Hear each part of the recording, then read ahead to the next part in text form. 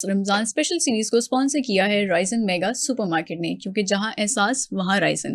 جناب اس ٹائم میرے پاس 2 خوشخبریاں ہیں، اور وہ یہ ہے کہ اس عید پر رائزن میگا سپر مارکیٹ ہر عید کی طرح خواتین کو فری مہندی بھی لگا رہا ہے۔ آپ کسی بھی رائزن کی کسی بھی آؤٹ لیٹ پہ جا کر اگر گروسری شاپنگ کرتے ہیں تو خواتین کو فری مہندی بھی لگائی جائے گی۔ اس کے علاوہ اپ ٹو 40% کاسمیٹک کی خریداری پر بھی آپ کو ڈسکاؤنٹ دیا جا رہا ہے، اور آج جو ہمارا کوئز سیگمنٹ ہے اس میں ڈھیر سارے انعامات رائزن کی طرف سے دیے جا رہے ہیں، جس میں LED ہے، مائکرو ویو اوون ہے، اور بھی بہت ساری چیزیں ہیں۔ تو جناب رائزن نے تو اس ٹائم پہ عیدی کی ڈھیر لگا دی ہیں۔ اب ہم بڑھتے ہیں اپنے ٹاپک کی طرف، اور آج 29واں روزہ ہے، اور آج کا جو ہمارا ٹاپک ہے وہ یہ ہے کہ روحانیت اور تصوف اصل میں ہے کیا؟ کیا روحانیت کے ذریعے ہم قرب الہی حاصل کر سکتے ہیں؟ ان سب چیزوں کے حوالے سے بات کرنے کے لیے آج ہمارے اسٹوڈیوز میں موجود ہیں اسپریچول اسکالر سید سرفراز احمد شاہ۔ السلام علیکم شاہ صاحب، کیسے ہیں آپ؟ وعلیکم السلام جی، اللہ کا کرم۔ کیسی طبیعت ہے؟ رمضان کیسا گزر رہا ہے؟ اللہ کا بڑا مزے میں گزر رہا۔ آج کل تو ویسے موسم بھی بہت اچھا ہوا ہوا ہے، اللہ کی رحمت ہوئی ہے پچھلے 2-3 دن سے۔ بالکل شاہ صاحب، بالکل ایسا ہی ہے شاہ صاحب۔ جیسے کہ میں نے اپنے انٹرو میں بتایا، روحانیت اور تصوف کے حوالے سے، روحانیت اور تصوف بیسکلی اصل میں چیز ہے کیا؟ ہمارے ناظرین کو تھوڑا سا بتا دیں۔ بسم اللہ الرحمن الرحیم۔ اصل میں یہ ایک ٹرم ایسی ہے جو وائڈلی مس انڈرسٹوڈ ہے۔ ہر وہ چیز جو آپ کی روح پر اثر انداز ہو جائے، گرامیٹیکلی یہ درست ہوگا اگر ہم اس کو روحانیت کا نام دے دیں۔ اچھا، ہمارے یہاں روحانیت عرف عام میں جس کو کہا جاتا ہے وہ یہ ہے کہ کسی آدمی کے پاس کوئی ماورائے فطرت قوتیں ہوں، وہ مستجاب الدعوات ہو، اس کی دعا قبول ہوتی ہو، جو پڑھنے کو وظائف بتا سکے، اس کو ہم روحانی شخصیت کہتے ہیں۔ ٹھیک ہے، حالانکہ ایسی کوئی چیز ہے نہیں۔ اچھا، سب قوتیں اللہ ہی کے پاس ہیں، ٹھیک ہے، بے اور شک، اللہ اپنی مرضی کا مالک ہے۔ بے شک، اس کو کوئی یہ نہیں کہہ سکتا کہ وہ یہ کر دے اور یہ کر دے۔ اس کا جہاں دل چاہتا ہے، جہاں اس کی رحمت جوش مارتی ہے، بالکل، وہ کسی بھی شخص پہ رحمت نازل کر دیتا ہے، وہ خواہ کتنا گنہگار ہی کیوں نہ ہو۔ بالکل، یہ ایک کانسیپٹ ہمارا بن گیا۔ پھر شاید اس کی ایک بیک گراؤنڈ یہ ہے کہ ہم میں سے ایک بہت بڑی اوور ویلمنگ میجورٹی وہ ہندو سے مسلمان ہوئی ہے۔ بالکل، انڈین مائگریٹڈ ہیں ہم۔ جی ہاں، اور اللہ نے ہم پہ رحم کیا اور سیدھا راستہ دیکھا، حق کو قبول کر لیا، مسلمان ہو گئے۔ لیکن مسلمان ہونے کے باوجود رہے ہم ہندوؤں کے درمیان۔ بالکل، نتیجہ یہ ہوا کہ ہمارا عقیدہ تو بدل گیا، ہم نے دین اختیار کر لیا، لیکن رسومات اور روایات، کلچرل نارم سارے وہی کے ہی تھے۔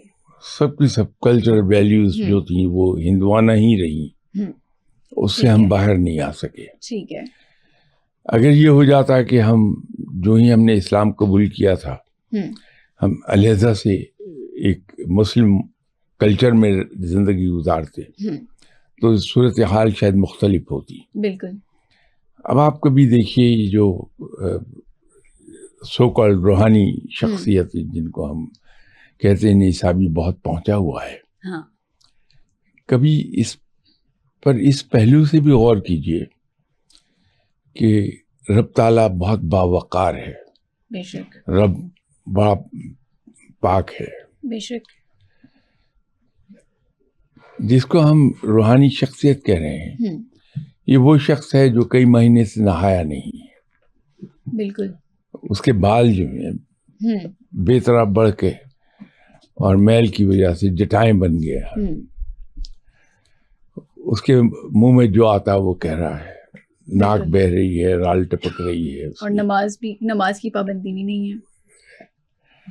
اب ایسے شخص کو کیسے کہا جا سکتا ہے کہ اللہ کا دوست ہے؟ ٹھیک اللہ تو دوست اس کو بنائے گا جو پاک صاف رہتا ہے، بالکل جو بہت ہی خوش گفتار ہے، اس لیے کہ اللہ تعالیٰ بہت خوش گفتار ہے، بے شک، اور اللہ کی گفتگو بہت پاکیزہ ہے۔ بالکل تو ایسا شخص جو ناپسندیدہ الفاظ میں گفتگو کرتا ہے وہ اللہ کا دوست کہاں سے ہوگا؟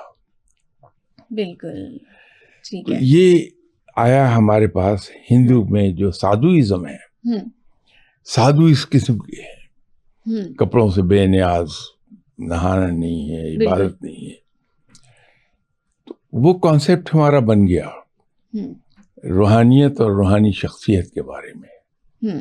ٹھیک ہے، اصل میں جو تصوف کی ابتدا ہوئی تھی وہ اس وقت ہوئی تھی جب حضرت عمر رضی اللہ تعالیٰ عنہ کے زمانے میں مسلم اسٹیٹ بڑی تیزی سے ایکسپینڈ ہو رہی تھی، 210 اسکوائر مائلز پر ڈے کے حساب سے، اچھا،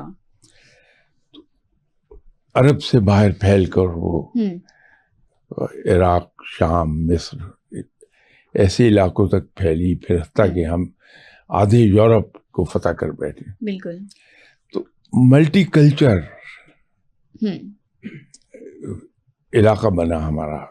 ٹھیک ہے، انگریز تو کہتا ہے کہ میں نے ملٹی کلچرل سوسائٹی ڈیولپ کی ہے by importing people from all over, لیکن اسلام میں اس وقت جہاں جہاں اسلام پھیلا ان کا اپنا ایک کلچر تھا، ان کی اپنی ایک سوسائٹی تھی، ان کی زبان اپنی تھی۔ ٹھیک ہے، تو اتنی تیزی سے جب ہم پھیل گئے تو جیسے عام طور پہ ہوتا ہے جو چیز مرکز سے جتنی دور ہوتی ہے اس پر کنٹرول اتنا ہی کم ہوتا ہے۔ بالکل، تو ہمارے یہاں اخلاقی انحطاط کی ابتدا ہوئی۔ اچھا، تو کچھ درد دل رکھنے والے مسلمانوں نے سوچ بچار کے بعد ایک سلسلہ شروع کیا جس کی ابتدا مراکش سے ہوئی۔ وہاں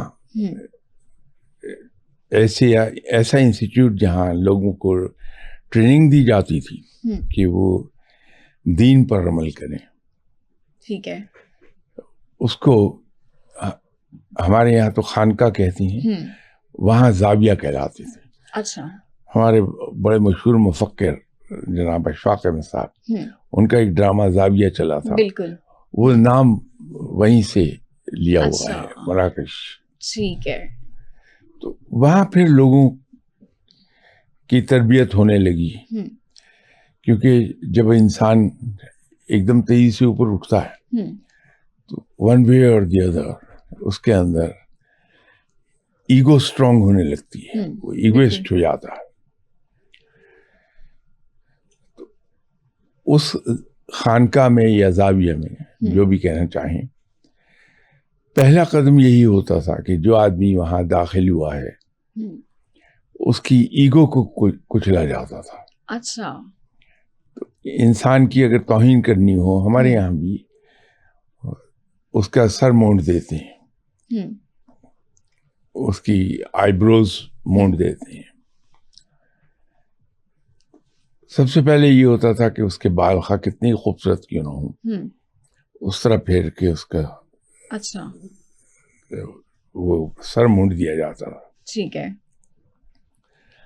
پھر وہاں آنے والے جو مہمان ہیں ان کے جوتے سیدھے کرنے پر ڈیوٹی لگتی تھی، یہ بڑا مشکل کام ہے۔ بالکل، تو یوں ایگو کچلنے کی ابتدا ہوتی تھی۔ ٹھیک ہے، تو شاہ صاحب روحانیت کی پھر جو آپ ہمیں یہ منزلیں بتا رہے ہیں، انیشلی یہ والی چیزیں ہوتی تھیں، روحانیت کی پھر آگے منزلیں کون سی تھیں؟ کیا میں ادھر ہی آ رہا تھا، کوئی بھی انسان قرب الہی روحانیت کے ذریعے حاصل کر سکتا ہے؟ میں اس کا جواب عرض کر دیتا ہوں۔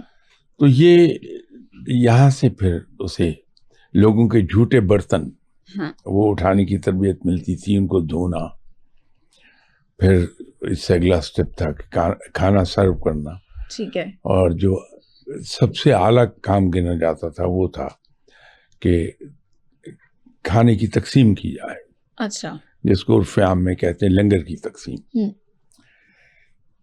یہ ایک طرف اس کی اخلاقی تربیت ہو رہی ہوتی تھی، دوسری طرف اس پر عبادات لازم ہوتی تھی کہ فرض عبادات کے علاوہ نفلی عبادات بے تحاشا وہ کرتا تھا. اچھا.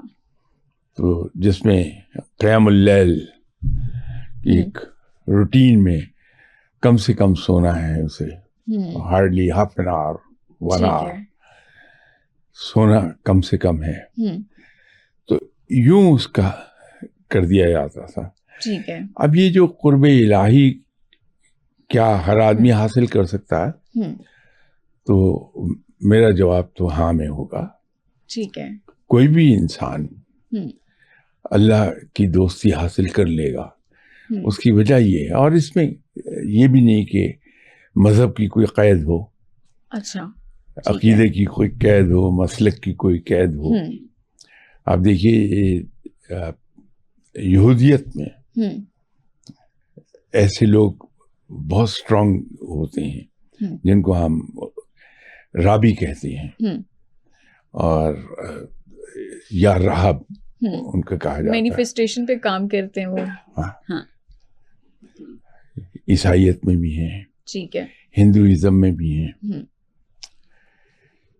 اس کی وجہ یہ ہے کہ ہم قرآن پاک میں پڑھتے ہیں کہ آدم کی تخلیق کیسی ہوئی، حضرت آدم علیہ السلام. ٹھیک ہے. اور اسی سورہ میں ہم یہ بھی پڑھتے ہیں کہ رب تعالیٰ نے حضرت آدم علیہ السلام کو پیشتے اس کی کہ فرشتوں کو حکم دیتا کہ آدم کو سجدہ کیا جائے. حضرت آدم کو علم الاسماء سکھایا. ٹھیک ہے.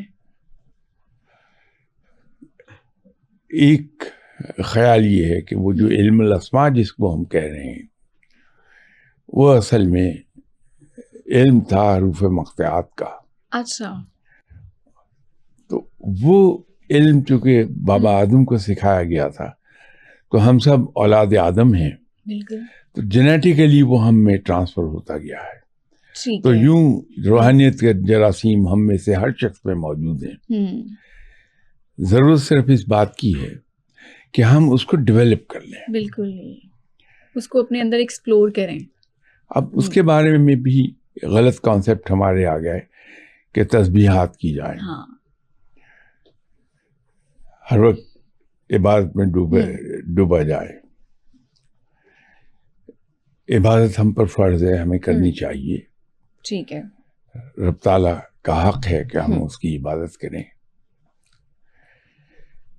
لیکن عبادت سے پارسائی تو آ جاتی ہے ہمارے اندر، پارسا ہو جاتی ہے. بالکل.